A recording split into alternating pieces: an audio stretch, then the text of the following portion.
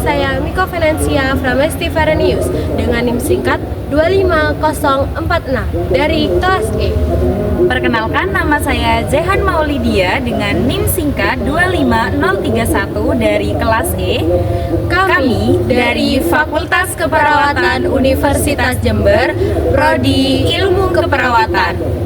Jadi di sini kami akan menjelaskan dan memperagakan mengenai konsep anatomi fisiologi.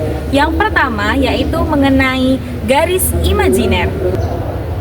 Yang pertama, garis tengah atau sagital merupakan garis imajiner yang melintas secara vertikal menembus garis tengah tubuh dari bagian kepala sampai bagian bawah di antara kaki yang membagi sisi menjadi bagian kanan dan bagian kiri.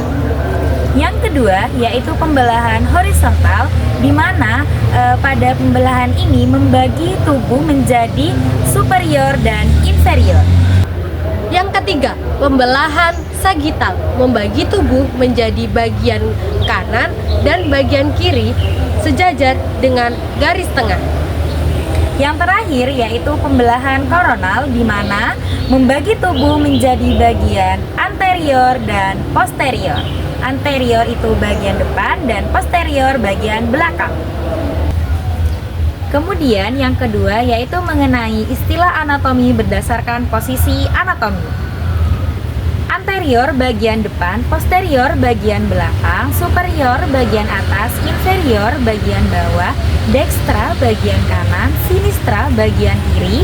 Kemudian ada medial atau bagian tengah di mana mendekati median.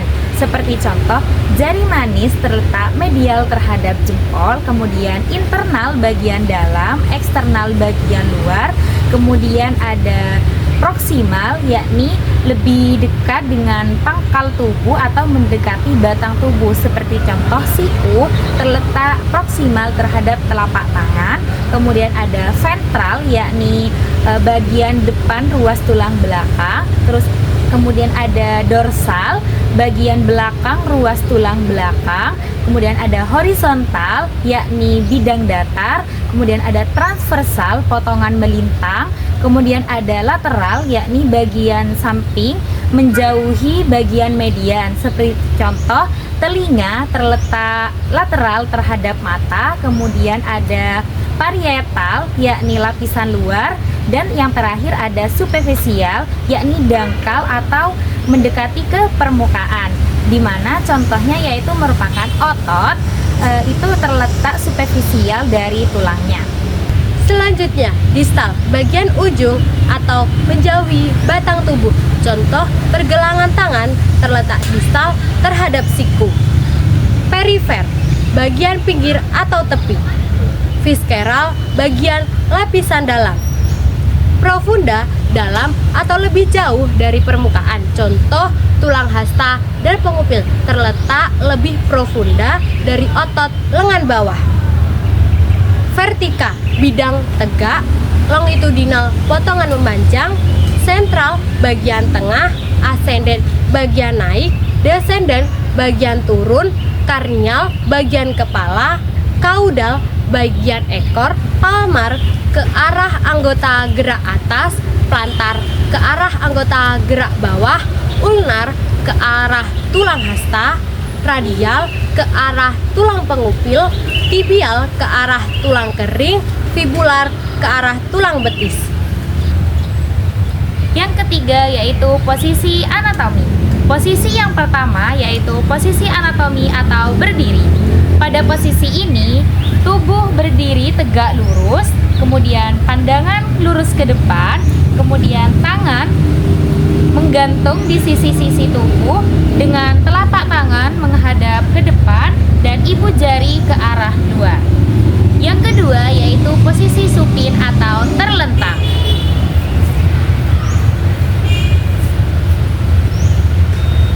Pada posisi ini, tubuh terlentang di bidang yang horizontal, kemudian wajah menghadap ke atas, dan posisi tangan seperti pada posisi yang pertama, hanya saja bedanya ini pada bidang yang horizontal.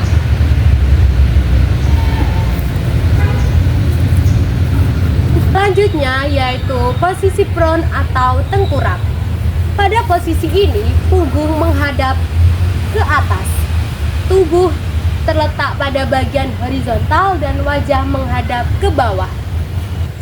Yang terakhir yaitu posisi litotomi. Pada posisi ini, tubuh berbaring terlentang, paha diangkat vertikal, betis lurus horizontal. Tangan terbentang seperti sayap, kaki diikat guna untuk mendukung pinggul dan lutut yang tertekuk. Posisi ini sering digunakan dalam bidang kebidanan. Selanjutnya adalah arah gerakan. Fleksi, ekstensi, abduksi, adduksi, rotasi, sirkumduksi Adalah gabungan dari fleksi, ekstensi, abduksi, aduksi, elevasi, depresi, inversi, eversi, supinasi, pronasi, endorotasi, eksorotasi. Kemudian ada sumbu atau aksis gerakan. Yang pertama yaitu aksis sagital, yang kedua aksis transversal, dan yang terakhir yaitu aksis longitudinal. selanjutnya yaitu bidang anatomi. Yang pertama yaitu bidang median, Yang kedua yaitu bidang sagital atau paramedian, yang ketiga yaitu bidang koronal atau frontal. dan yang terakhir adalah bidang transversal. Selanjutnya adalah istilah anatomi atau nomenklatur yang lain. Yang pertama, istilah anatomi yang menyatakan bagian tubuh yang menonjol. Yang pertama adalah procesus atau nama umum untuk taju atau tonjolan. Yang kedua ada spina, yakni taju yang tajam seperti duri. Kemudian ada tuber atau benjolan bulat. Kemudian ada tuberculum, yakni benjolan bulat kecil. Dan ada crista, gerigi tepi. Selanjutnya ada pekten, bagian pinggir yang menonjol. Condylus, tonjolan bulat di ujung tulang.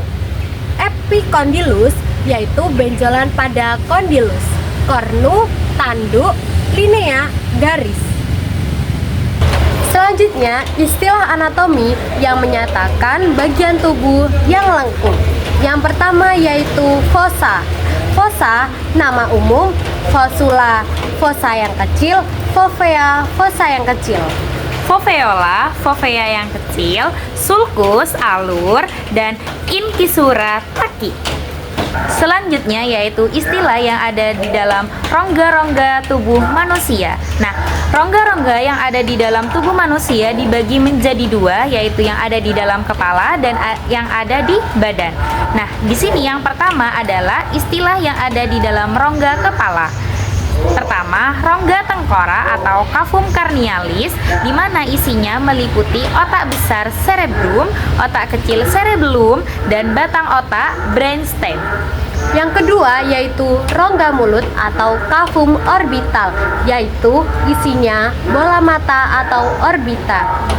Kemudian ada rongga hidung atau cavum nasi, di mana isinya meliputi tempat lewatnya udara pernafasan. Selanjutnya ada rongga mulut atau cavum oris, isinya lidah dan gigi. Dan yang terakhir adalah rongga telinga tengah atau cavum timpani, di mana isinya berupa tulang-tulang pendengaran yang meliputi malleus, incus, dan stapes. Selanjutnya yang kedua, rongga yang terdapat pada badan. Yang pertama yaitu rongga dada atau cavum thoracis.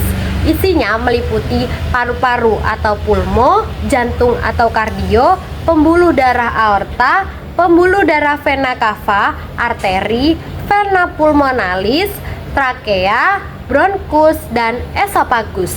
Yang kedua yaitu rongga perut atau cavum abdomen.